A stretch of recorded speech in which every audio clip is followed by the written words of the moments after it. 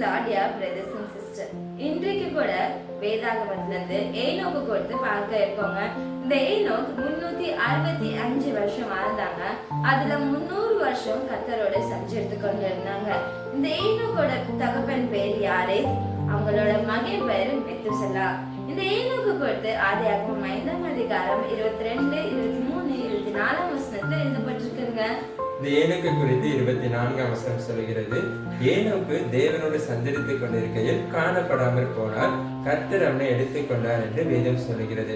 பிரியமானவர்களே, இந்த ஏனோக்கு குறித்து இன்னும் வேதம் அநேக சாட்சிகளை கொடுக்கின்றது. எபிரேயர் 11ஆம் அதிகாரம் 5ஆம் வசனத்தில் சொல்லப்பட்டிருக்கிறது, விசுவாசத்தினாலே ஏனோக்கு மரணத்தை காணாதபடிக்கு எடுத்துக் கொள்ளப்பட்டான்.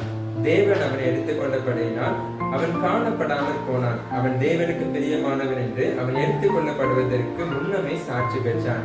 இந்த வேத வசனத்தின் அடிப்படையில ஏனோக்கு ஒரு விசுவாசம் உள்ளவராக, தேவனுக்கு பிரியமானவராக, ஒரு நற்சாட்சி பெற்ற ஒரு மனிதனாக வாழ்ந்திருக்கிறார். இது எல்லாவற்றிற்கும் மேலாக யூதா எழுதிய நிருபத்தில் ஏனோக்கு குறித்து சொல்லப்பட்டிருக்கிறது, இவர் ஆதாமுக்கு 7ஆம் தலைமுறையாக வாழ்ந்த ஒரு மனிதர்.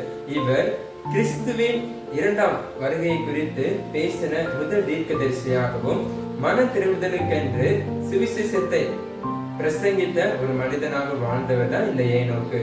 ஆமாங்க, நாமளும் இந்த ஏனோக்கை போல விசுவாசம் உள்ளவர்களாக, தேவனுக்கு பிரியமாக தேவனோட சஞ்சரித்து கொண்டு இருப்போமானால் நாமும் கர்த்தருடைய 2ஆம் வருகையை எடுத்துக்கொள்ளப்படுவோம். சிந்திங்கள், தேவனோட சஞ்சரித்து கொண்டிருங்கள். God bless you all.